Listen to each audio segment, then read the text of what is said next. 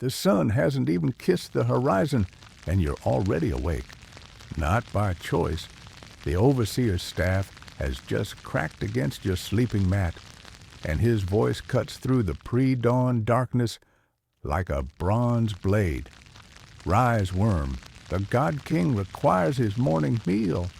Welcome to your life as a Pharaoh's servant in ancient Egypt, where every breath you take belongs to someone else, and every mistake could be your last. You stumble to your feet, joints already aching from yesterday's endless labor. Around you, dozens of other servants are doing the same. The sleeping quarters reek of unwashed bodies, stale bread, and something else you'd rather not identify. There are no windows here, no fresh air, just the suffocating reality that you're property. Valuable property, perhaps, but property nonetheless. Your morning routine begins in darkness. No leisurely stretch, no moment to gather your thoughts. The overseer is already barking orders, assigning tasks with the efficiency of a general preparing for war. Some servants will tend to the Pharaoh's wardrobe, others will prepare his food, and a few unlucky souls will clean the royal toilets.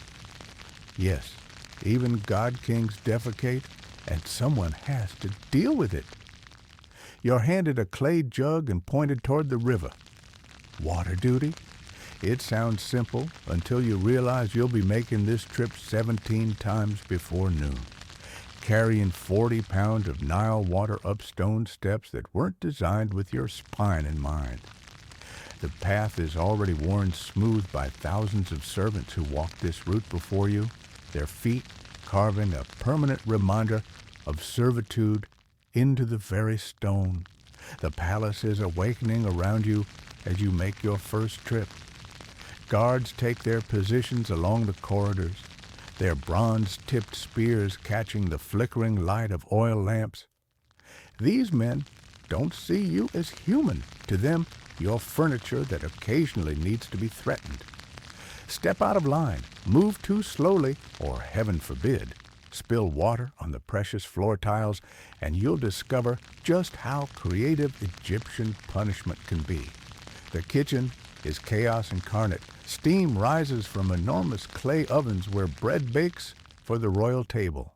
The head cook, a woman whose scars tell stories of burns and knife accidents, orchestrates the madness with ruthless efficiency.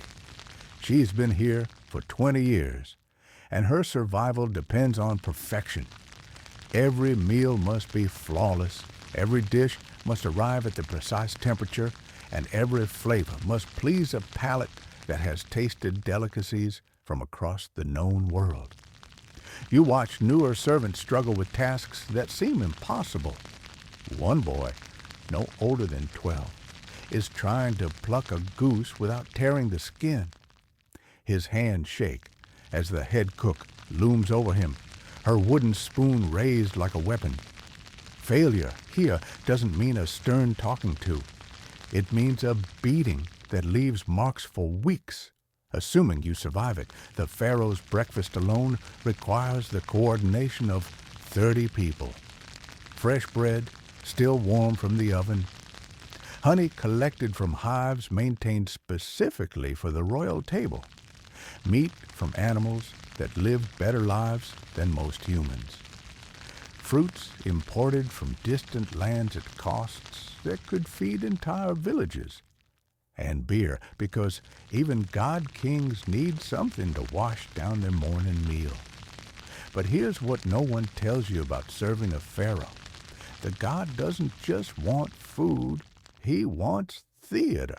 Every meal is a performance, every service an act of worship. You don't simply place a plate before him. You kneel, you bow, you whisper prayers of gratitude for the privilege of breathing the same air. Your posture must be perfect, your timing flawless, your very presence a testament to his divine authority. The morning meal service begins with a procession. 20 servants, each carrying a specific dish, march in perfect synchronization toward the royal dining chamber. You're third in line, balancing a tray of fresh figs that must remain unblemished. One bruised fruit, one imperfect presentation, and the entire procession stops while you're dragged away to face consequences that make your stomach churn.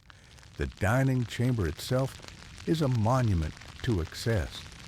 Gold leaf covers nearly every surface, reflecting the morning light in patterns that would be beautiful if you had time to appreciate them. Hieroglyphs tell stories of the Pharaoh's divine lineage, his victories in battle, his favor with the gods. The walls literally proclaim his greatness while you, a mere mortal, scurry about like an insect in his presence. And then he enters, the living God, Pharaoh. The room falls silent, except for the whisper of linen against stone as everyone drops to their knees. You don't look up, you don't dare. To gaze upon the Pharaoh without permission is to invite death, and not the quick kind. You keep your eyes fixed on the floor tiles, watching shadows move as the God-King takes his place at the golden table. The service begins. Each dish is presented with ceremony, tasted by official food tasters who risk their lives with every bite, then finally placed before the Pharaoh. You watch from the corner of your eye as he samples the figs you carried. Your heart pounds as he chews, knowing that if something is wrong, if the fruit is too ripe or not ripe enough, you'll be the one held responsible. But the morning meal is just the beginning. After breakfast comes the real work. And in the palace of a pharaoh, there's always more work than there are hours in the day. You'll clean chambers that are larger than entire villages, polish gold that's worth more than you'll earn in a lifetime, and maintain gardens that exist solely for the pharaoh's pleasure. The hierarchy among servants is as rigid as the social structure of Egypt itself. Senior servants, those who've survived years of service, command respect and fear in equal measure. They know the pharaoh's moods, his preferences, his pet peeves. Cross them, and they can make your life even more miserable than it already is. Please them, and you might survive another day without a beating. Your fellow servants come from across the empire. Some are prisoners of war, their homelands conquered, and their lives forfeit. Others are criminals, working off debts that grow larger with each passing year. A few are volunteers, though that term is relative when the alternative is starvation. You learn quickly not to form attachments. People disappear here, sometimes transferred to other duties, sometimes to other lives entirely. The palace operates on fear, but it's not the obvious kind. It's the subtle terror of never knowing which mistake will be your last. The pharaoh's mood can shift like desert wind, and what pleases him one day might enrage him the next. You develop an instinct for reading the atmosphere, sensing when to make yourself invisible, when to work faster, when to pray to whatever gods might still listen to the prayers of the enslaved. By mid-morning, sweat already stains your simple linen tunic. The Egyptian sun shows no mercy, and the palace, for all its grandeur, offers little relief from the heat. You've learned to work through dehydration, through hunger, through the constant ache in your muscles. Weakness is not tolerated here. Sickness is seen as laziness. Pain is irrelevant as long as you can still perform your duties. The morning routine continues with chamber cleaning. The pharaoh's private quarters must be immaculate, every surface dusted, every decoration perfectly aligned. You work in teams, moving with practiced efficiency through rooms that showcase the wealth of an empire. Golden furniture, ivory inlays, precious stones embedded in walls like stars in the night sky. You touch these treasures daily, but will never own anything more valuable than the sandals on your feet. As you dust a golden statue of Horus, you catch a glimpse of yourself in its polished surface. The reflection shows a person you barely recognize, thin from meager rations, weathered from constant labor, marked by small scars that tell the story of your servitude.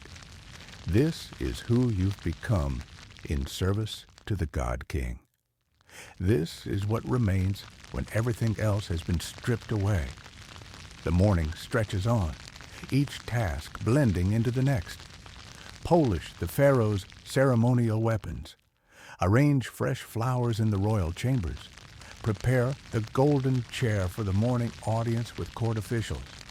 Every duty is performed under the watchful eyes of overseers who seem to appear from shadows.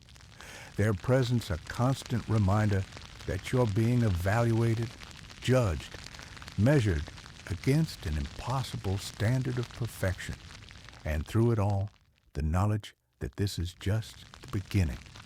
The morning routine, exhausting as it is, represents only a fraction of your daily obligations. Ahead lies the afternoon service, the evening duties, the night watch. There are no breaks in the service of a pharaoh, no moments when you're truly free to rest, to think, to remember who you were before you became property of the divine. The morning horn echoes across the palace grounds like a battle cry, and you jolt awake on your reed mat. The sun hasn't even kissed the horizon, but already the air hums with urgency. Welcome to your second hour as a Pharaoh's servant, where rest is a luxury you'll never taste, and exhaustion is your most faithful companion. You stumble to your feet, joints screaming protests you don't have time to acknowledge. Around you, dozens of other servants scramble in the pre-dawn darkness, their movements sharp with practiced desperation. There's no gentle wake-up call here, no snooze button, no lingering under warm covers.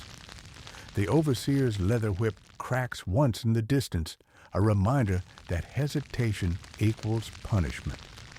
Your first task arrives before your eyes fully adjust to the gloom. Water. The Pharaoh's morning ritual requires precisely heated water from the sacred spring, and it's your job to fetch it, not tomorrow, not when you're ready, but right now, while your muscles still ache from yesterday's endless labor. The water jars are massive, carved from limestone, and heavy enough to crush your spine if you're not careful. Each one holds enough water to drown a small village, and you're expected to carry 2 of them. The path to the spring winds through the servants' quarters, past the guards' barracks, and down a treacherous stone staircase that's claimed more ankles than a battlefield. You hoist the first jar onto your shoulder, feeling the weight settle into your bones like a promise of future agony. The second jar fights you, its smooth surface slippery with condensation and your own nervous sweat. One wrong step, one moment of weakness, and you'll be decorating the palace floor with both water and your own blood. The walk to the spring is a meditation in suffering. Each step sends shock waves through your legs. Your shoulders burn like they're being branded. Your back curves under the impossible weight, transforming you into a human question mark bent beneath the burden of divine service. Other servants pass you on the narrow path, their own loads equally crushing. No one speaks, no one helps. Everyone understands the unwritten rule of palace survival. Your struggle is your own, and showing weakness invites the kind of attention that ends careers and sometimes lives. The sacred spring sits at the bottom of the palace complex, carved into living rock and fed by underground channels that whisper secrets from the gods. The water here is supposedly blessed, touched by divine hands, purified by celestial forces. To you, it's just water, cold, heavy, and about to ruin your morning. You kneel beside the spring, muscles trembling as you lower the jars. The water is crystal clear, reflecting your haggard face like a mirror of misery. You dip the first jar, watching it fill with agonizing slowness. Each bubble that rises to the surface feels like mockery, a tiny laugh from the gods at your expense. The overseer appears like a vulture sensing weakness. He's built like a temple pillar, all muscle and malice, with eyes that miss nothing and forgive less. His voice cuts through the morning air like a blade through silk. "Too slow," he growls, his words carrying the weight of absolute authority. The Pharaoh's bath cannot wait for your delicate sensibilities. You want to explain that you're moving as fast as humanly possible, that your body is already pushed beyond its limits, that you're doing your absolute best. But explanations are for people with rights, and servants have none. You simply nod, fight back your exhaustion, and try to move faster. The return journey is pure torture. Your legs shake with each step. Your vision blurs from the strain. Sweat pours down your face like rain, stinging your eyes and making the stone path slippery beneath your feet. You'll one stumble away from disaster, one moment of weakness from becoming a cautionary tale whispered among the other servants. Halfway up the staircase, your left leg gives out. You catch yourself against the wall, the water jars clanging together like funeral bells. The sound echoes through the corridor, announcing your near failure to anyone within earshot. You hold your breath, waiting for the overseer's wrath, but somehow he's moved on to terrorize someone else. You make it to the Pharaoh's bathing chamber with seconds to spare, your entire body screaming in protest. The room is a marvel of luxury that mocks your suffering. Gold inlays catch the lamplight. Precious stones glitter from every surface. The air smells of incense and power, a sharp contrast to your own scent of desperation and hard labor. The Pharaoh's body servants take the water without acknowledgement, as if it materialized from thin air rather than being carried on your breaking back. They test the temperature with delicate fingers, add perfumed oils, sprinkle flower petals on the surface. Your back-breaking labor becomes their casual morning routine. But you're not done, not even close.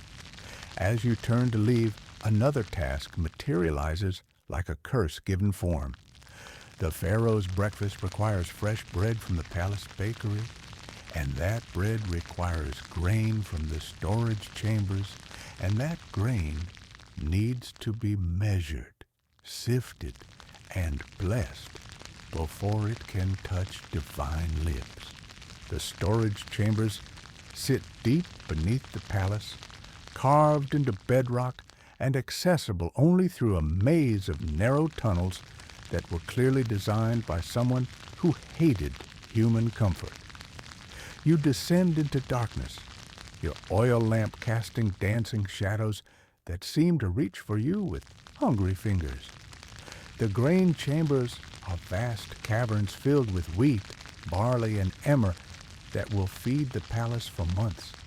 The air here is thick with dust that coats your throat and makes breathing an act of will. You measure out the precise amounts required for the Pharaoh's bread, each grain sacred, each mistake potentially fatal. Rats scurry in the shadows, their eyes glinting like tiny stars in your lamplight. They're bold here in their underground kingdom, unafraid of humans who dare to invade their domain. One particularly large specimen sits on a grain sack, staring at you with what looks suspiciously like judgment. You fill your baskets with grain, each one becoming another burden to add to your growing collection of morning miseries. The weight settles into your shoulders like old friends, familiar and unwelcome.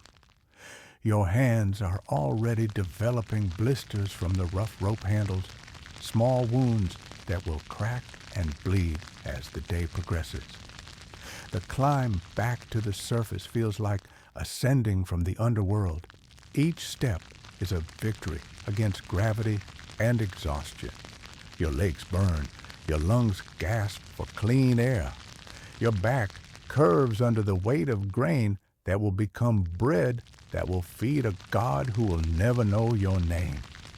The palace bakery operates like a military campaign against hunger. Fires roar in massive ovens.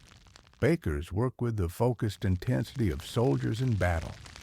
Flour clouds the air like battlefield smoke, coating every surface in a fine white dust that makes everyone look like ghosts. You deliver your grain to the head baker, a man whose arms are permanently dusted with flour and whose expression suggests he's seen too many dawns to find joy in another. He weighs your delivery with scales that could determine your fate, checking each measurement against the sacred requirements. Acceptable, he grunts, which in palace speak translates to, you won't be beaten this time. It's the closest thing to praise you'll hear all day, and you treasure it like a precious gem. But there's no time to rest, no moment to catch your breath. Even as the bakers begin their ancient alchemy of transforming grain into sustenance, another task beckons. The Pharaoh's clothing requires attention, and that means a journey to the royal wardrobe where fabrics worth more than entire villages hang in careful arrangements. Your morning has barely begun, and already your body feels like it's been through a war. Your shoulders ache from the water jars. Your back protests from the grain baskets. Your feet are developing blisters that will plague you for days, and through it all, the knowledge that this is just the beginning sits in your stomach like a stone of dread. The palace around you continues its relentless rhythm, indifferent to your suffering. Nobles glide through corridors in silk and gold while you stumble under the weight of their comfort. Guards stand at attention, their eyes tracking your every movement, ready to enforce the iron discipline that keeps this divine machine functioning. You're not a person here. You're a component, a replaceable part in a vast mechanism designed to serve one man's claim to godhood. Your pain doesn't matter. Your exhaustion is irrelevant. Your humanity is a luxury the palace cannot afford to acknowledge. And the terrible truth settles over you like a burial shroud. This day has only just begun. The sun still climbs toward its merciless peak, and with each moment that passes, new tasks will emerge, new burdens will settle on your shoulders, new tests of your rapidly diminishing endurance will present themselves. You take a shaking breath, square your shoulders as much as your body allows, and prepare to face whatever fresh hell the Pharaoh's divine needs will demand next. Because in this golden prison masquerading as paradise, survival isn't about strength or skill or intelligence. It's about endurance, pure, simple, soul-crushing endurance. And right now, looking at the endless corridor stretching before you, you're not sure you have enough left to last until noon, let alone sunset. The overseer's voice echoes from somewhere behind you, barking orders at another unfortunate soul. The sound sends a chill down your spine, a reminder that in this place, weakness is not just discouraged, it's deadly. You force your feet to move, one step after another, carrying you deeper into a day that promises nothing but suffering in service to a God who will never know you existed. You've survived the opening moments of your Pharaoh servant existence, and now comes the relentless grind that defines every waking hour. As the sun climbs higher, turning the palace corridors into furnaces of stone and sand, you realize that rest is a luxury reserved for the dead and the divine. Your daily routine is carved in granite. Before the Pharaoh stirs, you must already have completed a dozen tasks. The sacred barges need inspection. The ceremonial oils require preparation. The throne room must be swept, polished, and arranged according to precise religious specifications. One misplaced cushion, one speck of dust on a golden armrest, and you'll feel the overseer's rod across your shoulders. But it's not just the physical labor that breaks you, it's the constant vigilance. Every gesture is watched, every word measured. The palace operates on a complex hierarchy where stepping out of line doesn't just mean punishment for you, but potentially death for your family. You serve not just a king, but a living God whose moods can shift like desert storms. The other servants move like ghosts through the corridors, their faces masks of exhaustion and fear. You learn quickly that conversation is dangerous, friendship a liability. Information flows upward through channels of whispers and betrayal. Trust no one. Help no one. Survive alone. As midday approaches, the heat becomes unbearable. The limestone walls radiate warmth like ovens, and your linen clothing clings to your body like a second skin soaked in perspiration. Water is rationed strictly. A single unauthorized drink from the sacred fountains could result in 50 lashes or worse. The afternoon brings new torments. Perhaps you're assigned to carry messages between the royal apartments, navigating a maze of protocols where a wrong turn or improper bow could be interpreted as disrespect.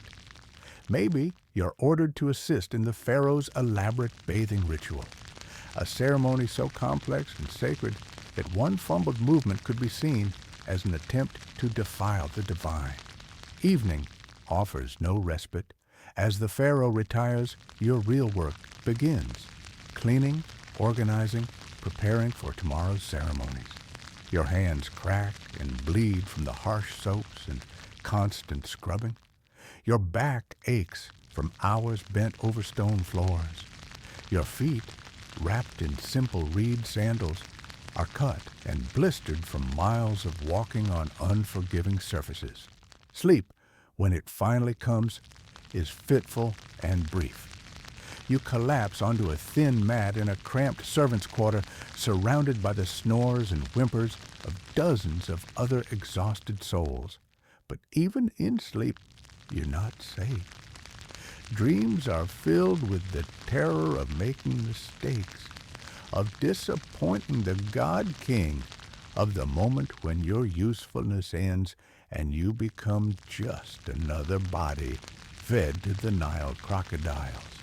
This is your existence now, not a life, but a function, a cog in the divine machinery that keeps the Pharaoh's world spinning in perfect, terrifying order. And tomorrow, you'll wake before dawn and do it all again. Because in ancient Egypt, servitude isn't just your job. It's your entire reason for existing. You've barely survived your morning meal of gritty bread and warm beer, and now comes the part that will either make or break you. Literally, it's time to work. And in ancient Egypt, work isn't a gentle suggestion. It's a divine commandment backed by the threat of very real, very painful consequences. See, here's the thing about being a servant in the Pharaoh's household. You don't get sick days. You don't get to call in because your back hurts or because you're feeling a little under the weather. The Pharaoh is a god, remember? And gods don't tolerate weakness, excuses, or anything that resembles what we might call basic human needs. Your day starts before the sun fully rises, and it ends long after it sets. No overtime pay, no lunch breaks, no weekend getaways to decompress. Just relentless, back-breaking labor under the watchful eyes of overseers who view compassion as a character flaw. Let's say you're assigned to the royal kitchens. Sounds easier than hauling stones, right? Think again. You're responsible for preparing meals for hundreds of people, including the Pharaoh himself, whose food must be perfect. Not good. Perfect. Every grain of barley counted, every piece of bread inspected, every cup of wine tasted by someone else first in case it's poisoned. And if anything goes wrong, if the bread is too hard or the meat too tough, guess who gets blamed? Hint, it's not the head chef. The kitchen itself is a furnace. Massive ovens burning constantly, no ventilation except for small holes in the ceiling that do absolutely nothing to help. The heat is so intense that servants regularly collapse from exhaustion. When they do, they're dragged outside, splashed with water, and expected to get back to work.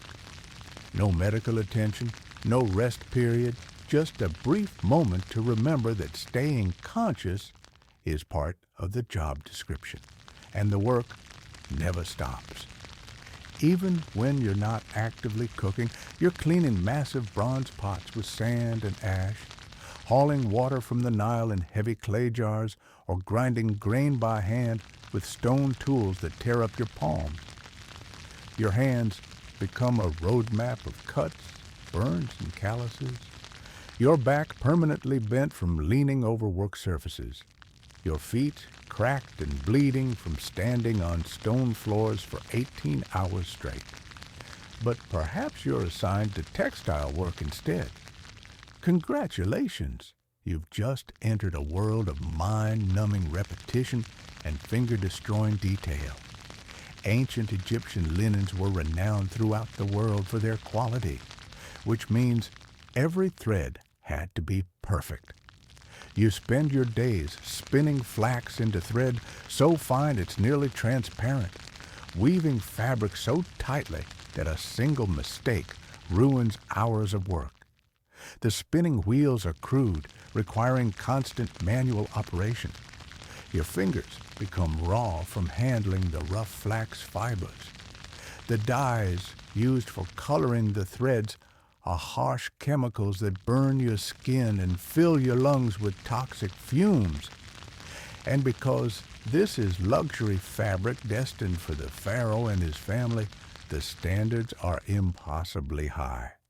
One uneven thread, one slight color variation, one tiny flaw, and the entire piece is scrapped.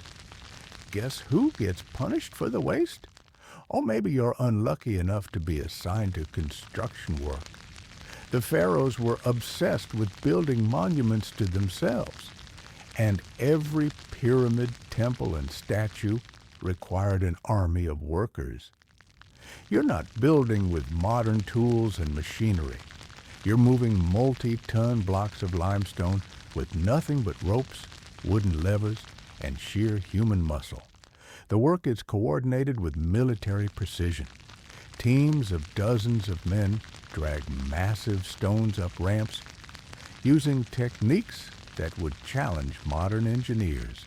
If someone stumbles, if a rope breaks, if the timing is off by even a second, people die, crushed under falling stones, caught in collapsing scaffolding, or simply worked to death under the merciless sun. And here's what really makes it hellish.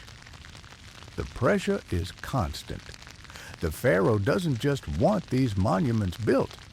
He wants them built perfectly, quickly, and according to precise astronomical alignments. Every day of delay is seen as a personal insult to his divinity. Overseers carry whips not as decoration, but as daily tools of motivation. The hierarchy is brutal and absolute. At the top are the master craftsmen and architects, usually free men with specialized skills. Below them are the skilled workers, stone carvers, painters, engineers. Then come the general laborers, the ones who do the heavy lifting and dangerous work. And at the very bottom are the expendable servants, the ones whose job is simply to not die long enough to be useful. You have no rights, no voice, no recourse if you're treated unfairly. If an overseer decides you're working too slowly, you get beaten. If a master craftsman needs someone to test whether a rope will hold, congratulations, you're the test dummy.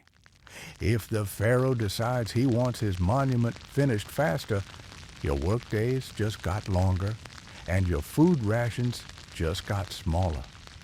But the physical demands are only part of the nightmare. There's also the psychological torture of knowing that everything you build, every beautiful wall painting you help create, every intricate carving you spend months perfecting, is designed to glorify someone who sees you as less than human. You're creating eternal monuments to a God King while knowing that your own life is considered completely disposable. The work assignments change without warning. One day you're in the kitchens, the next you're hauling stones, the day after that you're cleaning the royal toilets.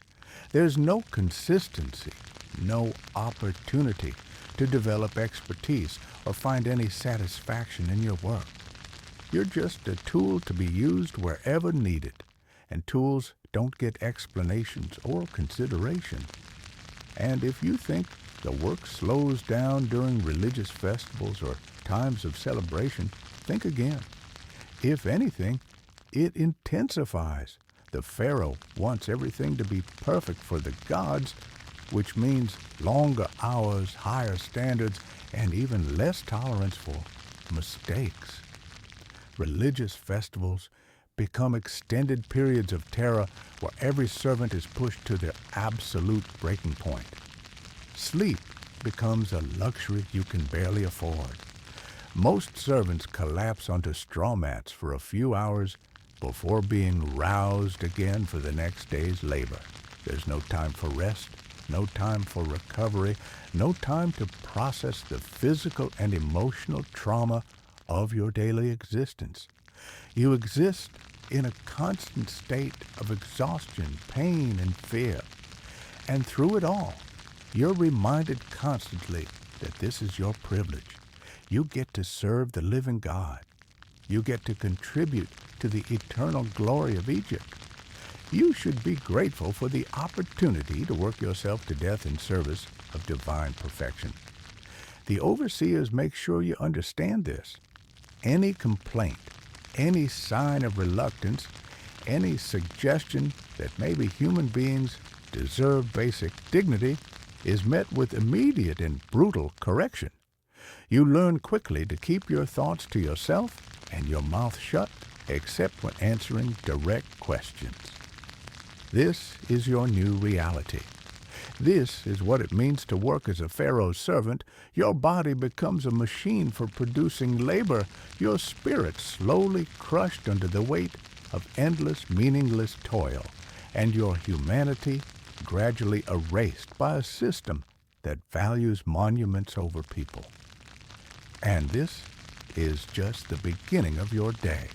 You still have to survive the heat, the politics, the constant threat of punishment, and the ever-present knowledge that tomorrow will be exactly the same, only worse. Welcome to ancient Egypt. Try not to collapse before noon. You've survived the morning chaos, dodged flying furniture, and somehow managed not to poison anyone important during the breakfast preparation. Your back aches from hauling water jars, your hands are raw from scrubbing floors, and you're pretty sure that mysterious stain on your tunic is going to be permanent. But here's the thing about being a Pharaoh's servant. The real nightmare isn't the work itself. It's the fact that you're never ever safe from the whims of absolute power. See, modern people think of workplace stress as missing deadlines or dealing with difficult bosses. But in ancient Egypt, workplace stress meant wondering if today was the day you'd accidentally make eye contact with the wrong person and end up as crocodile food. Because serving a pharaoh wasn't just a job. It was a daily dance with death, performed in front of someone who literally believed they were a living god. Let's talk about the rules. And by rules, I mean the 1,000 unspoken ways you could accidentally commit treason before lunch. You don't speak to the pharaoh unless spoken to. Actually, scratch that. You don't even look at the pharaoh unless given permission. Your eyes stay down, your voice stays quiet, and your existence stays as invisible as humanly possible. But here's where it gets really fun. These rules aren't written down anywhere. There's no employee handbook titled How Not to Die Horribly While Serving Divine Royalty. You learn by watching other servants and hoping you don't miss any crucial details. Miss the wrong social cue, forget to bow at the right moment, or heaven forbid. Turn your back on the pharaoh when you should have backed away respectfully, and suddenly you're not just a servant anymore. You're an example, and the pharaoh's moods, completely unpredictable. One day, he might be feeling generous, tossing extra bread to the servants, or pardoning someone who spilled wine on the royal sandals. The next day, he might decide that the way you arranged the fruit bowls shows insufficient devotion to Ra, and now you're being dragged away by guards who look like they bench press pyramid blocks for fun. The worst part is that you can do everything perfectly for years, become a trusted member of the household, even earn a reputation for reliability and skill. But all it takes is one bad day, one moment when the pharaoh is feeling particularly divine and decides to remind everyone of his absolute power, and your decades of faithful service mean absolutely nothing. Because you're not a person to him, you're property. Breathing, thinking, bleeding property, but property nonetheless. And don't think you can just quit. There's no 2 weeks' notice in ancient Egypt. You serve until you die, until you're too old to be useful, or until the pharaoh decides your services are no longer required. And when pharaohs decide they're done with you, they don't exactly provide glowing references for your next job. They provide you with a one-way trip to the afterlife, whether you're ready for it or not. But wait, it gets worse. Because even if you somehow manage to avoid the pharaoh's direct wrath, you're still surrounded by dozens of other servants, officials, and palace workers who are all just as desperate to survive as you are. And desperate people do desperate things. They lie, they scheme, they throw each other under the chariot wheels at the first sign of trouble. Trust no one, because that friendly kitchen servant who shares bread with you today might be the same person who tells the overseer you were speaking disrespectfully about the pharaoh's new haircut tomorrow.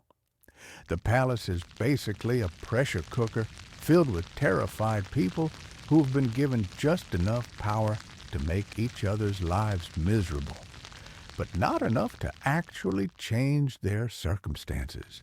It's like the world's deadliest game of office politics, except instead of getting fired, you get fed to sacred animals. And here's the really twisted part. Despite all of this fear, all this uncertainty, all this daily terror, you're supposed to be grateful. Grateful for the honor of serving a living God. Grateful for the food, the shelter, the opportunity to be close to divinity. The Pharaoh and his officials constantly remind you how lucky you are, how thousands of people would kill for your position, how you should wake up every day thanking the gods for this incredible privilege. So you smile, you bow, you express your eternal gratitude for the opportunity to live in constant fear. Because what's the alternative? Speak up about the conditions and become an example of what happens to ungrateful servants. Complain about the workload and discover that there are much worse jobs than carrying water jars. Question the system and learn exactly how creative ancient Egyptians could get with punishment.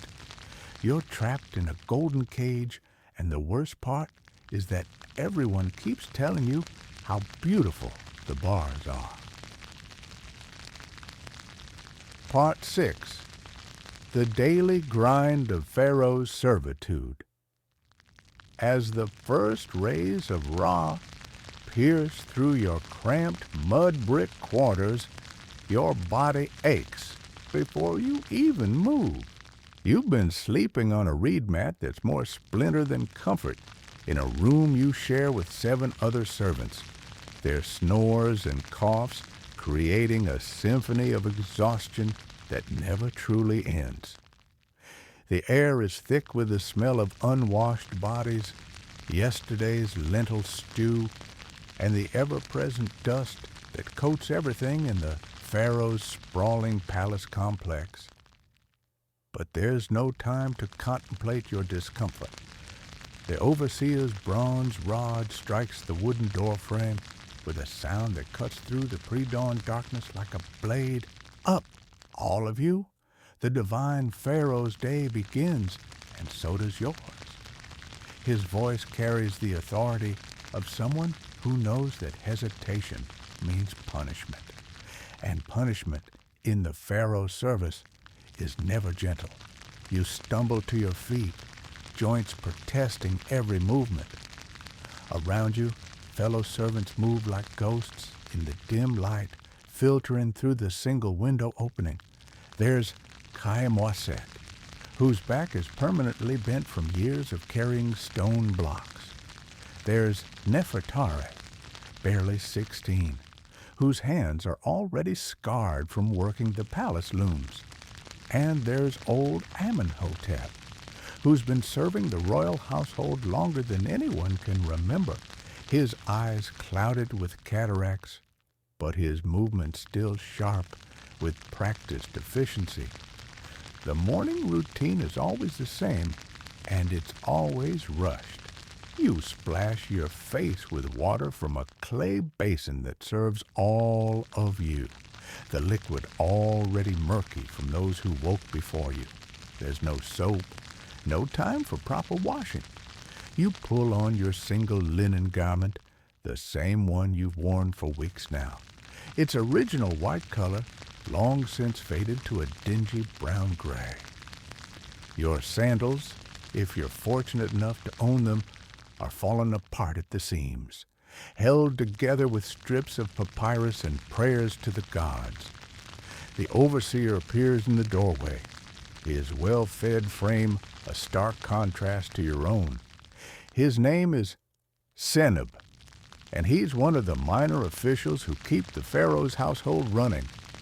He's not cruel by nature, but he's trapped in the same system you are, only a few rungs higher on the ladder that stretches impossibly high above you all. Today, the Pharaoh receives the Nubian delegation, he announces, his voice carrying the weight of importance.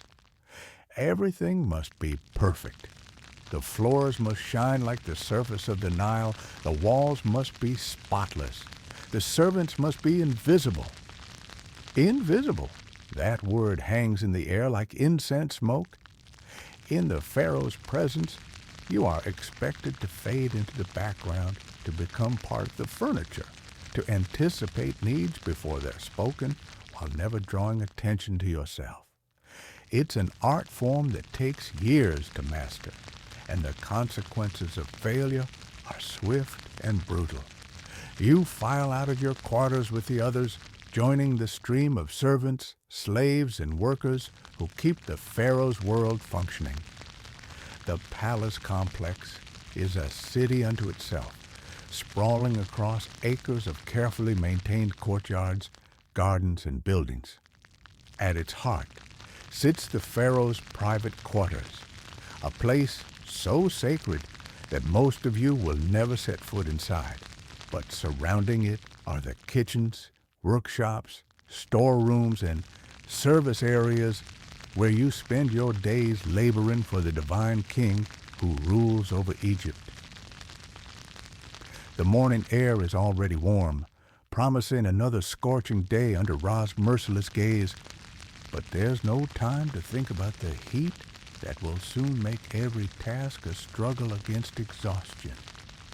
Seneb is already dividing the servants into groups, assigning the day's endless list of duties.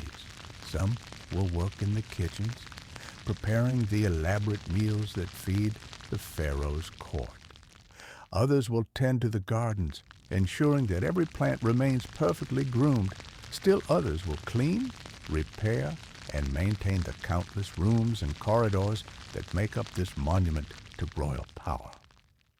You're assigned to the cleaning detail today, which means hours spent scrubbing floors with brushes made of palm fronds, polishing bronze fixtures until they gleam, and ensuring that every surface meets the impossibly high standards expected in the Pharaoh's presence. It's back-breaking work, performed on your hands and knees, with no breaks except for the brief moments when you can gulp water from clay jars stationed throughout the palace. As you begin your work, you can hear the sounds of the palace awakening around you.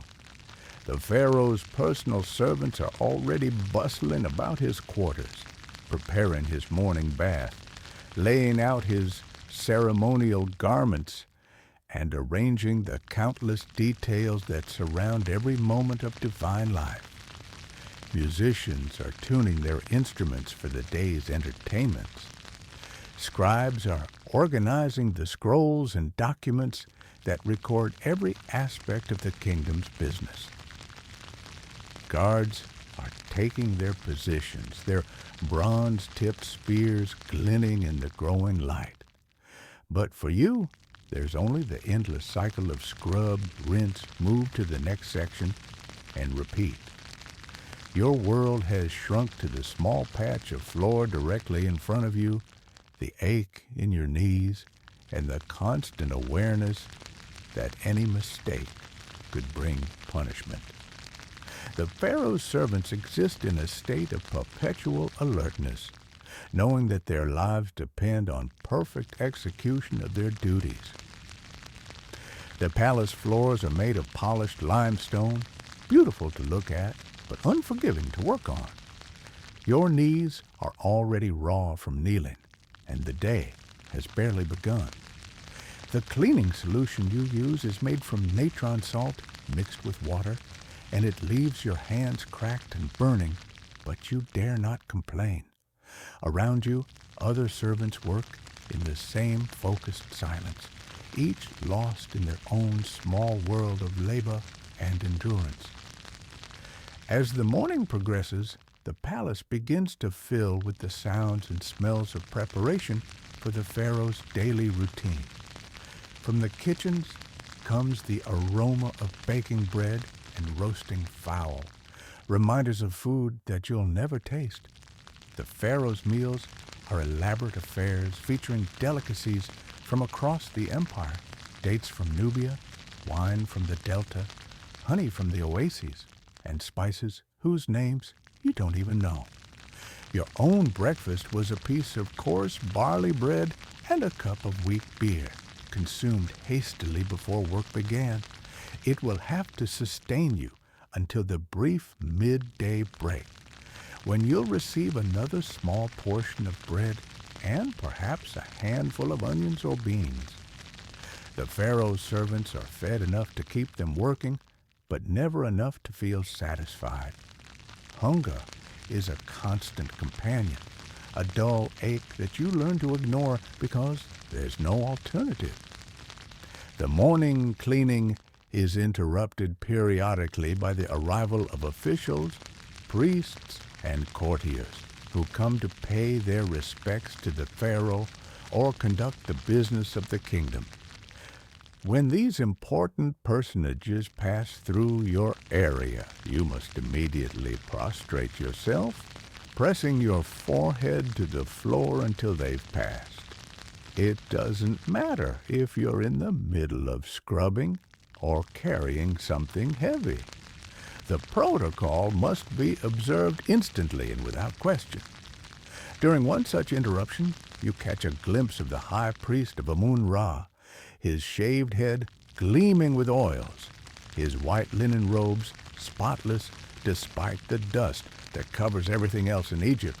He moves with the serene confidence of someone who speaks directly with the gods, and his presence fills you with a mixture of awe and terror.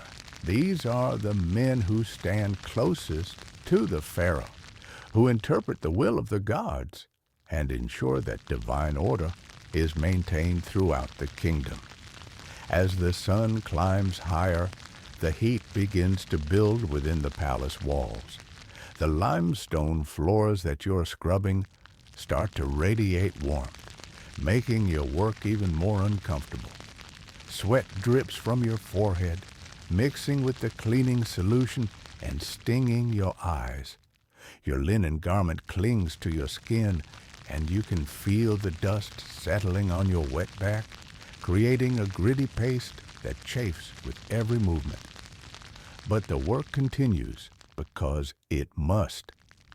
The Pharaoh's day is structured around elaborate rituals and ceremonies, each requiring perfect preparation by his servants. His morning bath must be ready at precisely the right temperature with water that has been filtered and purified. His clothes must be laid out in exact order, with every fold and pleat arranged according to ancient custom. His food must be prepared and tasted by others before it reaches his divine lips. You are part of this vast machine of service, a single cog in a mechanism that keeps the Pharaoh's world running smoothly. And like every other servant in the palace, you understand that your individual comfort, health, and even survival are insignificant compared to the needs of the divine king who rules over you all.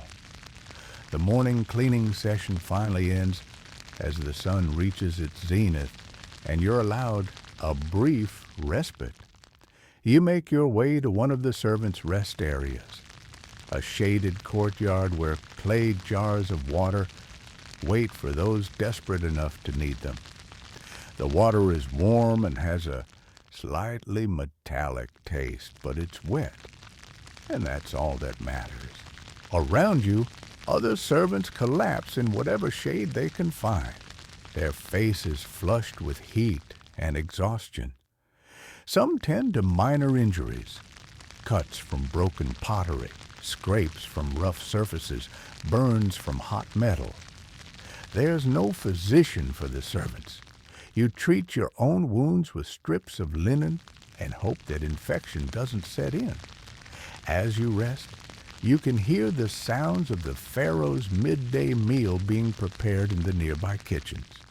The clash of bronze pots, the sizzle of meat on heated stones, the shouted orders of the head cook as he coordinates the preparation of dozens of dishes. The Pharaoh's meals are events in themselves, requiring hours of preparation and the coordination of scores of workers. But your own meal is simple. Another piece of bread, this one slightly fresher than the morning's offering, and a small bowl of lentil stew that's been watered down until it's more like flavored broth. You eat quickly, knowing that the afternoon's work will begin soon and that any delay will be noted by the overseers. As you sit in the shade, picking fragments of grit from your bread, you notice a commotion near the palace's main entrance. A procession is arriving. The Nubian delegation that Seneb mentioned this morning. Even from your position in the servants' area, you can see the exotic splendor of their retinue. Men with skin dark as ebony, dressed in fine linens, and adorned with gold jewelry that catches the sunlight like captured fire. They bring gifts for the pharaoh: ivory tusks, leopard skins, baskets of precious stones, and caged animals whose calls echo strangely in the Egyptian air. This is tribute from the lands to the south, acknowledgement of the pharaoh's dominion over the known world. For you, it's a reminder of just how vast and powerful the kingdom you serve truly is, and how small and insignificant your place within it. The afternoon brings new tasks, and you're reassigned to help prepare one of the reception halls where the pharaoh will meet with the Nubian delegates. This is an honor of sorts. Only the most trusted servants are allowed to work in areas where the pharaoh himself will appear. But it's also terrifying because the standards are even higher and the consequences of failure even more severe. The reception hall is a marvel of Egyptian artistry, its walls covered with painted reliefs depicting the pharaoh's victories over Egypt's enemies and his communion with the gods. The ceiling is supported by massive columns carved to resemble lotus flowers, their capitals painted in brilliant blues and golds. The floor is made of polished granite, so smooth it reflects the painted ceiling like a dark mirror. Your job is to ensure that every surface in this hall is absolutely perfect. Not clean, perfect. You work alongside other servants, polishing the granite floor until it gleams, dusting the intricate carvings on the walls, and arranging the furniture according to precise specifications that have been handed down through generations of royal protocol. The pharaoh's throne dominates one end of the hall, a masterpiece of gold and precious stones that catches and reflects light in ways that seem almost supernatural. You're not allowed to touch it directly. That privilege belongs only to the pharaoh's personal attendants, but you must ensure that the area around it is immaculate. As you work, you become aware of the increasing activity throughout the palace. Messengers hurry through the corridors carrying sealed papyrus scrolls. Guards take their positions along the processional route. Musicians gather in an adjacent chamber, preparing to provide the soundtrack for the pharaoh's appearance. The tension is palpable, and it affects everyone from the highest officials to the lowest servants. This is how the pharaoh's world operates. Everything revolves around his presence, his needs, his divine will. When he moves through the palace, it's like a stone dropped into still water. Ripples of preparation and anticipation spread outward, touching every corner of the vast complex. You're still polishing the granite floor when the first trumpet sounds, announcing that the pharaoh has begun his preparation for the afternoon's reception. The sound sends a shiver through the palace, and you can feel the collective intake of breath from hundreds of servants, officials, and courtiers as they make their final preparations. Your work in the reception hall is nearly complete, but there's no sense of satisfaction, only nervous anticipation. In a few hours, the divine Pharaoh will walk across the floor you've polished, breathe the air you've helped purify, and sit on the throne you've helped prepare. And if anything is wrong, if there's a smudge on the granite, a speck of dust on the throne's armrest, or a wrinkle in the ceremonial carpets, the consequences will fall not on the Pharaoh, but on the servants who failed in their duty. As the afternoon wears on, the heat within the palace becomes almost unbearable. The limestone walls seem to absorb and radiate the sun's energy, turning the interior spaces into ovens. Your linen garment is soaked with sweat, and every movement requires effort that leaves you more exhausted than the last. But there's no respite, because the Pharaoh's schedule waits for no one. The reception must happen at the appointed time, the delegates must be received with proper ceremony, and the servants must ensure that everything proceeds without the slightest flaw. This is the reality of service in the Pharaoh's household. Your comfort, your health, even your life are secondary to the smooth operation of the divine machinery that keeps Egypt functioning. The day is far from over, but already you understand why so many servants don't survive more than a few years in the Pharaoh's service. The physical demands are crushing, the emotional stress is constant, and the margin for error is non-existent. Every day brings new challenges, new opportunities for failure, and new reminders of just how precarious your position truly is. As you put the finishing touches on the reception hall, you catch sight of your reflection in the polished granite floor. The face, looking back at you, is already marked by the toll of service. Skin weathered by heat and dust, eyes shadowed with exhaustion, hands scarred and calloused from endless labor. You've been in the Pharaoh's service for less than a year, but already you look older than your years. This is what it means to serve a living God, to sacrifice your body, your comfort, and your individuality in service to something greater than yourself. Whether that sacrifice has meaning, whether it serves a purpose beyond mere survival, is a question you don't have time to contemplate.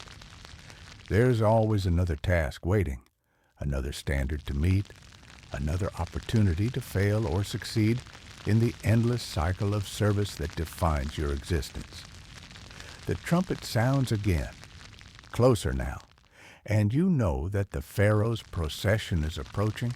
Soon, the reception hall will fill with the pageantry and power of Egyptian royalty.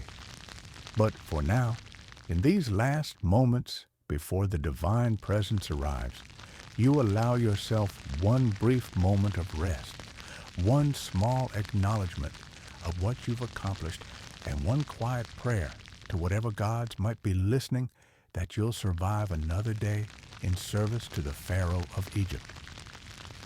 You wake up to the distant sound of stone grinding against stone, the familiar echo of massive blocks being dragged across sand.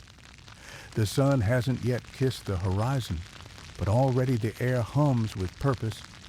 Around you, thousands of workers stirred to life, farmers pulled from their fields, laborers conscripted from villages, skilled craftsmen whose hands will shape eternity. You are now one of them.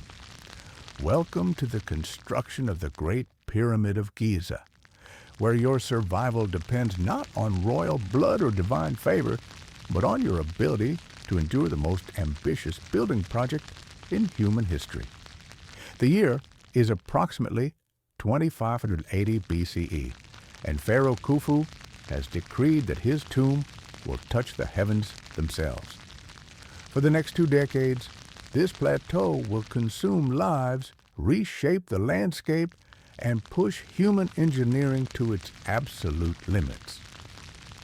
You're not just building a monument, you're participating in an act of divine ambition that will outlast empires, religions, and civilizations yet unborn. But here's what the history books don't tell you. The Great Pyramid wasn't built by slaves dragging blocks through the desert while being whipped by cruel overseers. That's Hollywood fiction. The reality is far more complex, organized, and surprisingly sophisticated. You're part of a massive state-sponsored workforce, fed, housed, and organized with military precision. Still, don't mistake organization for comfort. This is back-breaking labor in one of the harshest environments on Earth. And the margin for error is measured in tons of limestone that could crush you without a second thought. As you rise from your sleeping mat in the workers' village, the scope of what lies ahead becomes clear. You're not just moving rocks, you're engineering a miracle. Every block must be quarried, shaped, transported, and positioned with mathematical precision. The pyramid's base covers 13 acres. Its peak will rise 481 feet into the sky. And every single stone, all 2.3 million of them, must be placed by human hands, using tools that would seem primitive by today's standards, but represent the cutting edge of Bronze Age technology. The work gangs around you have names like Friends of Khufu and Drunkards of Menkaure. Not exactly what you'd expect from a slave labor force. These teams compete with each other, take pride in their work, and leave graffiti in the pyramid's internal chambers claiming credit for their sections. You're part of something bigger than yourself, a national project that defines what it means to be Egyptian in the Old Kingdom. But romance aside, the reality is brutal. The limestone blocks you'll be moving average 2.5 tons each. Some of the granite stones from Aswan weigh 15 tons or more. There are no cranes, no pulleys, no wheels strong enough to bear such weight. Instead, there are ramps. Massive earthen and stone ramps that spiral around the growing pyramid like a giant's staircase. You'll spend your days hauling these blocks up increasingly steep inclines using nothing but rope, wooden rollers, copper tools, and raw human determination. The heat is relentless. By midday, the sun turns the limestone into an oven that radiates heat back at you. Water is precious and rationed. Your hands blister, crack, and bleed from handling rough rope and stone. Your back aches from positions no human spine was designed to maintain. And always, always, there's the knowledge that one mistake, a rope breaking, a block shifting, a foot placed wrong, could end your life instantly. Yet somehow, impossibly, it works. Day by day, course by course, the pyramid grows. What seemed like random chaos from ground level reveals itself as orchestrated precision from above. Surveyors with their plumb lines and measuring rods ensure each course is level. Master builders direct the placement of each block with gestures that have been refined over generations. The pyramid isn't just being built, it's being conducted like a massive stone symphony. Your place in this symphony depends on your skills and luck. If you're strong and disposable, you might be hauling blocks up the ramps, your feet wearing grooves into stone pathways that will outlast your great-great-grandchildren.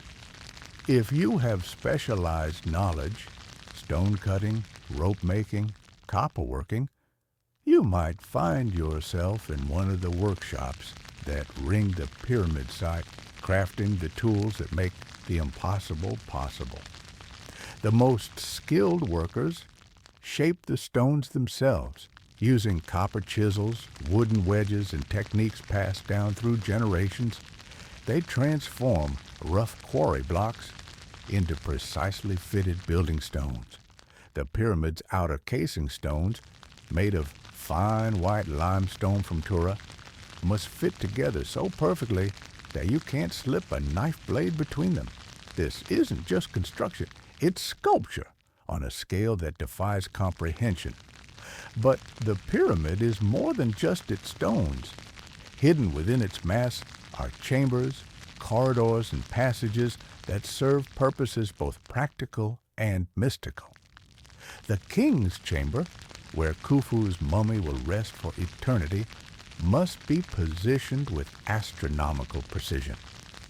The Grand Gallery, a soaring corbelled corridor, represents an engineering achievement that won't be matched for millennia. Even the air shafts, narrow passages that some believe align with specific stars, must be calculated and constructed with mathematical accuracy. Working on these internal features means crawling through narrow passages, working by flickering oil lamp light, and maintaining the same precision standards while bent double in cramped spaces. The granite blocks of the king's chamber, each weighing dozens of tons, somehow had to be maneuvered through passages barely wide enough to accommodate them. How this was accomplished remains one of the pyramid's great mysteries. But you're living through the solution. The logistics alone should have been impossible. The workforce numbers in the tens of thousands during peak construction seasons. All these people need food, water, shelter, and tools. The workers' village, south of the pyramid, includes bakeries that could produce thousands of loaves daily, breweries that kept the workforce supplied with safe liquid nutrition, and workshops that manufactured everything from rope to copper chisels. Cattle bones found in the refuse heaps suggest that workers ate meat regularly, another indicator that this wasn't slave labor, but skilled work rewarded accordingly. Feeding this workforce required a supply chain that stretched across Egypt. Grain came from the fertile delta. Cattle were driven from pastures throughout the kingdom. Copper arrived from mines in the Sinai Peninsula. The fine limestone for the outer casing was quarried at Tura across the Nile, then transported by barge during the annual flood season when the river ran high enough to bring boats close to the construction site. This seasonal rhythm governed everything about pyramid construction. The flood season, when the Nile overflowed its banks and made farming impossible, brought the largest workforce as agricultural laborers joined the permanent crew. During these months, the pace of construction accelerated dramatically as fresh workers supplemented the year-round specialists. When the waters receded and planting season began, many workers returned to their fields, leaving the core team to continue the more specialized tasks. As a worker, your life follows these rhythms. During flood season, you work alongside farmers, fishermen, and seasonal laborers from across Egypt. The work is hard, but there's energy in the shared purpose and the knowledge that you're part of something unprecedented. During the quiet seasons, when the workforce is smaller, you might find yourself learning new skills or being assigned to the more intricate tasks that require experience and precision. The danger is constant and real. Archaeological evidence from the workers' cemetery reveals the toll this project took on human bodies. Broken bones, worn joints, and signs of hard physical labor mark nearly every skeleton. Some workers were buried with their tools, an honor that suggests respect for their contribution. Others show signs of medical treatment, evidence that injured workers were cared for rather than simply discarded. But for all its dangers and hardships, pyramid construction offered something rare in the ancient world, the possibility of immortality. Not the pharaoh's divine immortality, but the earthly immortality of leaving a mark that will endure. The graffiti left by work gangs in the pyramid's internal chambers wasn't vandalism. It was a declaration that they were here, that they contributed to something eternal. Your name, carved hastily in a hidden corner, might outlast empires. The precision required defies modern understanding. The pyramid's base is level to within just 2.1 centimeters, a tolerance that would challenge modern construction equipment. The sides align to the cardinal directions with an accuracy of 3/60th of a degree. The mathematical relationships embedded in its proportions suggest knowledge of pi and other advanced concepts. All of this achieved with copper tools, wooden instruments, and human observation of the stars. This precision wasn't accidental. It was sacred. The pyramid wasn't just Khufu's tomb. It was a machine designed to facilitate his transformation into a god. Every measurement, every angle, every passage served both practical and mystical purposes.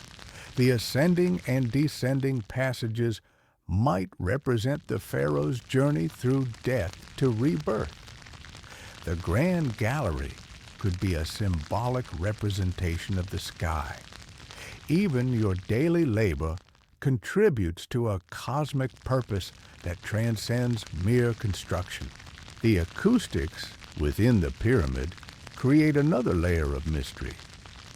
Sounds behave strangely in the internal chambers, suggesting that the builders understood principles of resonance and echo that we're only beginning to appreciate.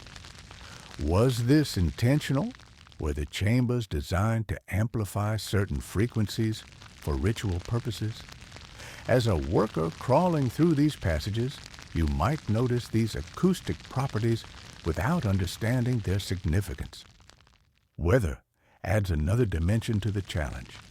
Desert sandstorms can halt work for days, burying tools and forcing workers to take shelter. The temperature swings from scorching during the day to surprisingly cold at night. Rain, rare but devastating when it comes, can destabilize the earthen ramps and flood the lower passages. Every aspect of construction must account for these environmental challenges. Tool maintenance becomes a constant concern. Copper chisels dull quickly against limestone and must be constantly resharpened. Wooden rollers crack under enormous weight and need replacement. Rope, the lifeline of the entire operation, weakens with use and must be inspected constantly for fraying. A broken rope while hauling a multi-ton block up a ramp could kill dozens of workers instantly. The quarrying process itself represents a marvel of ancient engineering. The limestone blocks come from quarries adjacent to the pyramid, where workers use copper tools and wooden wedges to split stone along natural fault lines. The precision cutting for the finer casing stones requires different techniques: abrasive sand, patient grinding, and an eye for stone that comes only with years of experience. Master quarrymen can look at a rock face and know exactly where to place their tools for a clean break. Transportation presents its own challenges. Moving 2.5-ton blocks across uneven ground requires careful planning and perfect coordination. Teams of workers using wooden rollers can move blocks horizontally with relative efficiency, but every rise in elevation multiplies the effort required. The ramps that spiral around the growing pyramid must maintain a precise grade. Too steep, and the blocks can't be moved. Too shallow, and the ramps become impossibly long. The internal passages required different construction techniques entirely. Some were built as the pyramid rose, incorporated into the structure as it grew. Others were tunneled after the fact, requiring workers to excavate through solid limestone with hand tools. The precision of these passages, some barely wide enough for a person to crawl through, yet extending hundreds of feet into the pyramid's heart, speaks to a level of planning and execution that borders on the miraculous. Lifting the heaviest stones, the granite slabs that formed the roof of the king's chamber, required techniques that remain controversial among engineers today. These stones, weighing up to 80 tons each, somehow had to be raised to the heart of the pyramid and maneuvered into precise position. No crane existed that could handle such weight, yet the stones are there, fitted with the same precision as the lighter limestone blocks. The workforce itself was organized with military efficiency. Gangs were subdivided into smaller crews, each with specific responsibilities. Some crews specialized in quarrying, others in transportation, still others in the precise placement of stones. This specialization allowed for incredible efficiency. While one crew was setting stones on the current course, another was preparing blocks for the next level, and a third was quarrying stone for future needs. Quality control was maintained through a system of master builders who inspected every aspect of construction. Blocks that didn't meet standards were rejected and sent back for reworking. The casing stones were fitted so precisely that the joints were filled with mortar thinner than paper. This wasn't just craftsmanship, it was art on a scale never before attempted. The pyramid's completion marked not just the end of construction, but the beginning of its eternal purpose. The final casing stones, polished to mirror brightness, would have made the completed pyramid visible from vast distances, a beacon proclaiming Khufu's divine nature. Your role in creating this marvel, though uncredited in official records, was essential to its existence. As the pyramid neared completion, the workforce gradually dispersed. Some workers moved on to other royal projects, pyramids for Khufu's successors, temples, and monuments throughout Egypt. Others returned to their home villages, carrying with them skills and experiences that would influence Egyptian construction for generations. The knowledge gained building the Great Pyramid informed every subsequent monument in the kingdom. The Great Pyramid stands today as humanity's most enduring achievement, a testament to what organized human effort can accomplish. Every stone in its mass was placed by hands like yours, guided by minds that understood engineering principles we're still deciphering. The pyramid isn't just Khufu's monument. It's a monument to human ambition, ingenuity, and the willingness to attempt the impossible.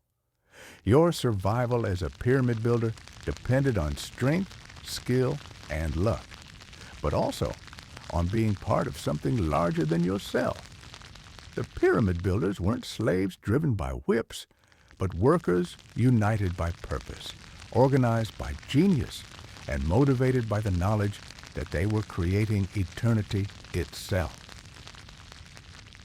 The Great Pyramid endures not just as a tomb for a forgotten pharaoh, but as proof that humans, working together with simple tools and unlimited determination, can quite literally move mountains. In the end, you wouldn't just survive building the Great Pyramid.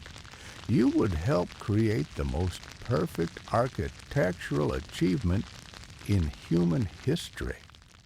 A structure so precisely engineered and masterfully constructed that it would remain the world's tallest building for over 3,800 years. Not bad for a day's work in ancient Egypt. By now, you've hauled water until your shoulders screamed, scrubbed floors until your knees bled, and dodged the occasional flying sandal from an irritated overseer.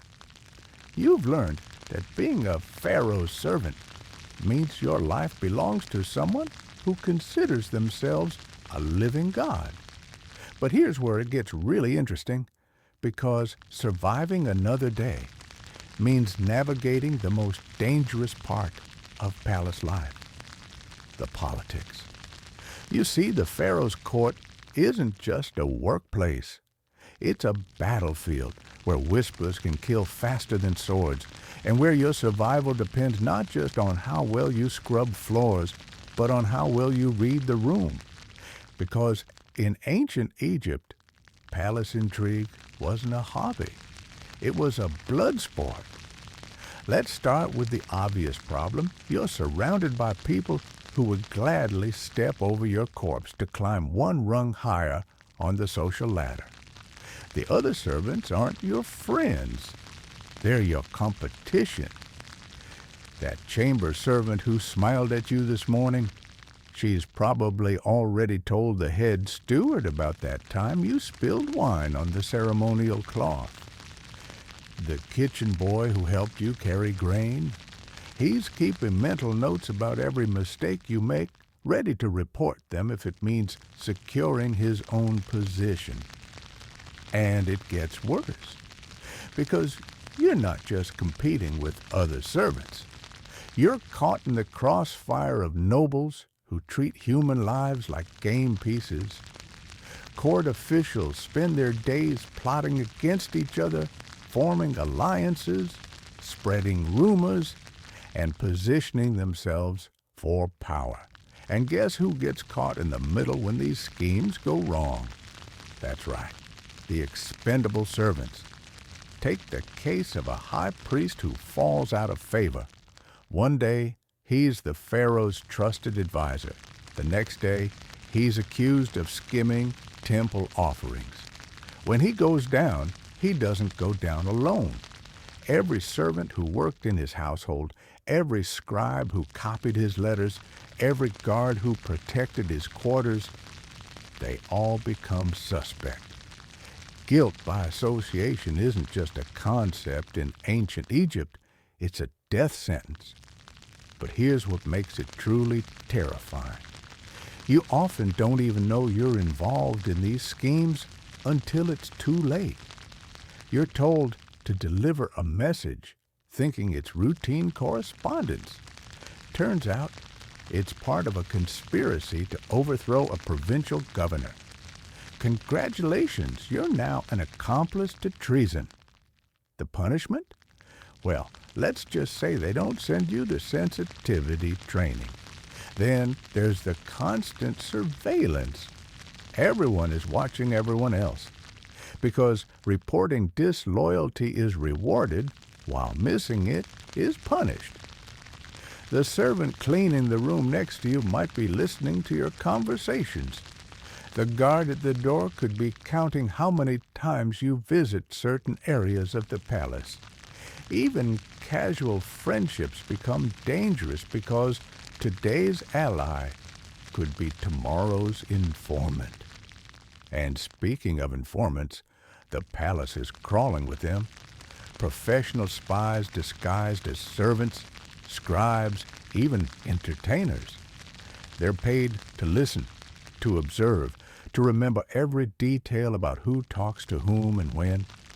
You never know if that friendly face asking about your day is genuinely interested or gathering intelligence for someone plotting your downfall. The Pharaoh himself is the ultimate wild card in this deadly game. His moods can shift like desert winds, and what pleases him today might enrage him tomorrow. A servant who catches his attention for good work might find themselves elevated to a position of trust. But that same attention can be a curse if political winds change. Being the Pharaoh's favorite makes you a target for every ambitious noble who sees you as an obstacle to their own advancement. Let's talk about the factions, because every court has them. There's the old guard, nobles whose families have served for generations. They see newcomers as threats to their established power. There's the religious faction, priests who wield enormous influence and aren't shy about using it. There's the military faction, generals and commanders who believe strength should rule over ceremony. And there's the family faction, the Pharaoh's relatives who feel entitled to power simply by blood. As a servant, you're forced to navigate between these groups without openly choosing sides. But neutrality is often impossible. The priest you serve breakfast to expects loyalty to the temples. The general whose armor you polish demands respect for military authority. The royal cousin whose chambers you clean assumes you're part of the family's inner circle. Each interaction is a potential trap where saying the wrong thing to the wrong person can mark you as an enemy. The information you handle as a servant makes you incredibly valuable and incredibly vulnerable. You see who visits whom after dark. You hear conversations that weren't meant for outside ears. You know which officials are living beyond their means and which priests are skipping religious duties. This knowledge is power, but it's also a sword hanging over your head, because knowing too much is often more dangerous than knowing too little. Court ceremonies become minefields of protocol where a single mistake can be interpreted as intentional disrespect. You must know exactly how deep to bow for each rank of official. You must understand which servants can speak in the presence of which nobles. You must memorize the proper procedures for handling sacred objects, serving food, and even cleaning certain rooms. Get it wrong, and you're not just clumsy. You're potentially treasonous. The palace rumor mill never stops grinding, and as a servant, you're both source and target of gossip. Information flows through the servant quarters like water through irrigation channels. Who's in favor? Who's fallen from grace? Which noble is planning to marry their daughter to which official, which priest has been asking too many questions about temple finances? This gossip isn't idle chatter. It's survival intelligence that can mean the difference between prosperity and punishment. But perhaps the most insidious aspect of palace politics is how it changes you. The constant vigilance, the perpetual fear, the need to calculate every word and gesture, it warps your mind. You start seeing threats everywhere.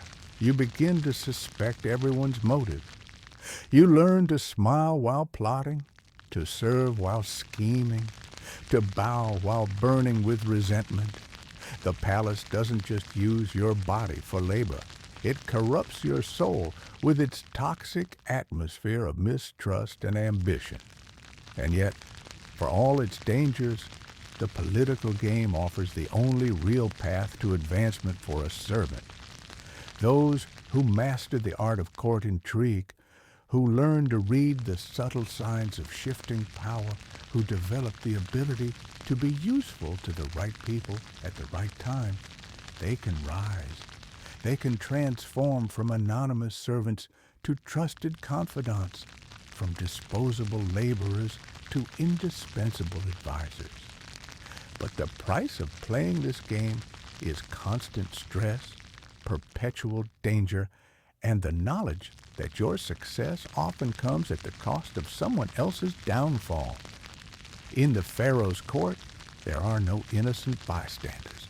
There are only predators' prey, and those clever enough to convince others they're harmless while sharpening their claws in the shadows.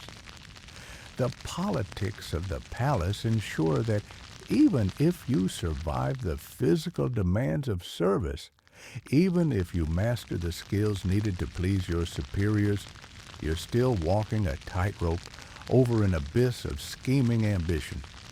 One wrong step, one misread situation, one moment of misplaced trust, and you'll discover that in ancient Egypt, the most dangerous predator isn't the crocodile in the Nile.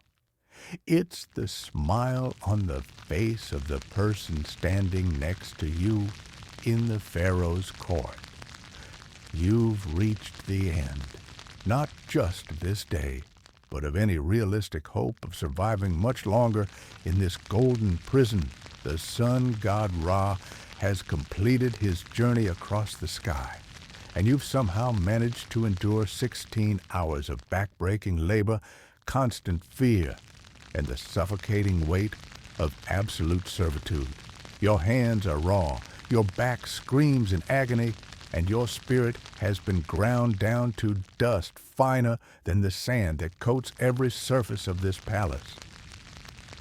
But here's the thing about being a Pharaoh servant that no Hollywood movie will ever show you.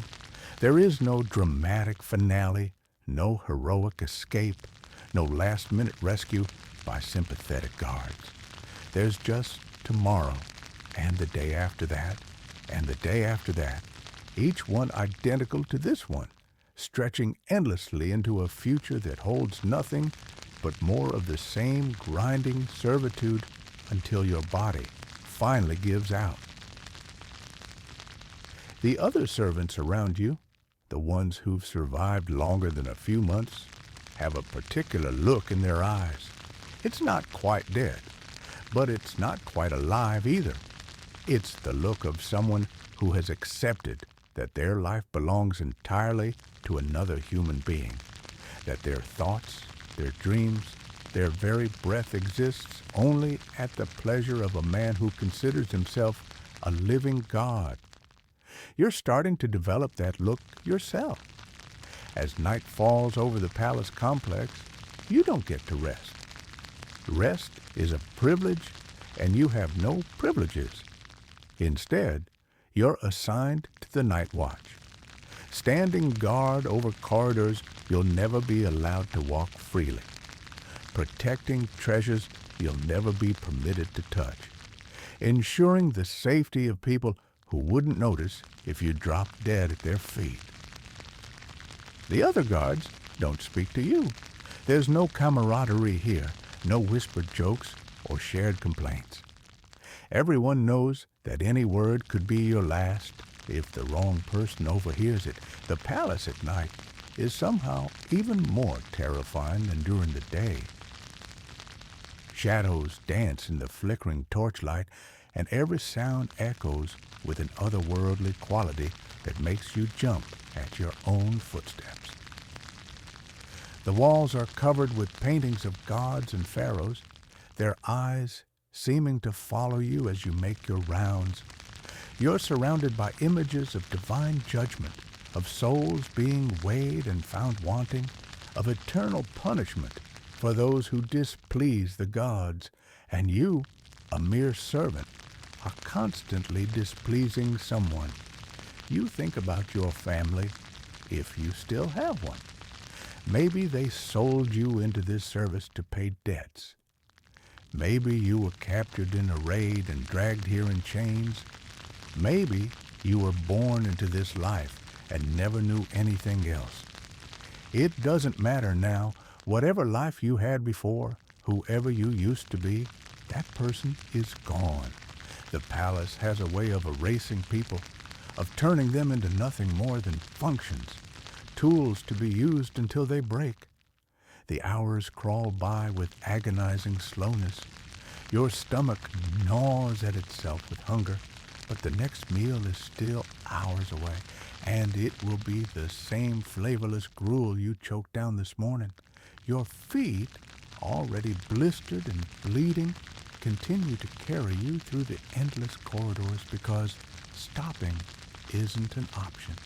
Your eyes burn with exhaustion, but closing them, even for a moment, could mean death if you're caught sleeping on duty.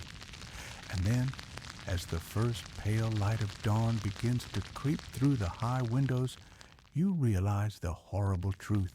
You've survived one day, one single day as a servant to the Pharaoh. And your reward for this incredible feat of endurance? You get to do it all again, and again, and again, until either your body fails or you make a mistake that gives them an excuse to kill you. The morning shift is arriving now, and you can see in their faces the same exhausted desperation you feel in your bones. Some of them have been doing this for years. Years, the thought is almost incomprehensible. How does a human being survive years of this? But looking at them, you realize they haven't really survived. They're walking corpses, animated by nothing more than fear and habit. As you're finally dismissed to return to your sleeping area, a cramped, stifling room you share with dozens of other servants, you pass by one of the great halls where scribes are already at work, recording the glorious deeds of the Pharaoh. They're writing about his divine wisdom, his generous nature, his love for his people. They're creating the mythology that will outlast all of you, the story that future generations will read in wonder and admiration. But they're not writing about you. They're not writing about the thousands of people who made his glory possible through their suffering. You collapse onto your thin mat, surrounded by the sound of other servants coughing, moaning in their sleep, or quietly weep. The air is thick with the smell of unwashed bodies, sickness, and despair. This is your world now.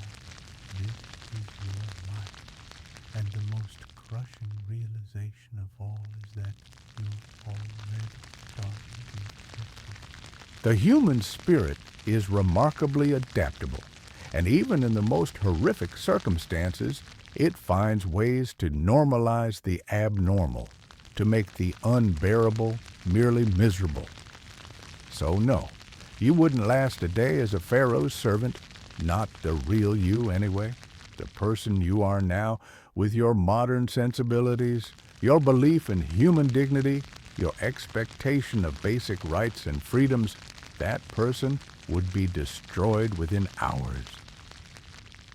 But something else might survive in your place, something broken and hollow and barely recognizable as human, something that could endure this hell for years, not through strength or courage, but through the simple biological imperative to keep breathing, keep moving, keep existing in whatever form existence takes, and that, perhaps, is the most terrifying truth of all.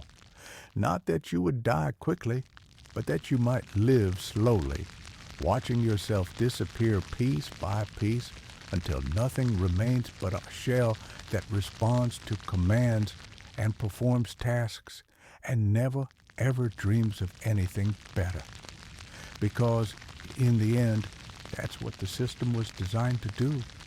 Not just to use people, but to remake them in the image of perfect servitude. The Pharaoh sleeps peacefully in his golden bed, surrounded by luxury beyond imagination, secure in the knowledge that he is beloved of the gods and destined for eternal glory. And you sleep fitfully on a mat that barely cushions you from the hard stone floor, knowing only that tomorrow will bring more of the same suffering that defines every moment of your existence. Welcome to ancient Egypt. Try to get some rest. Tomorrow starts before dawn.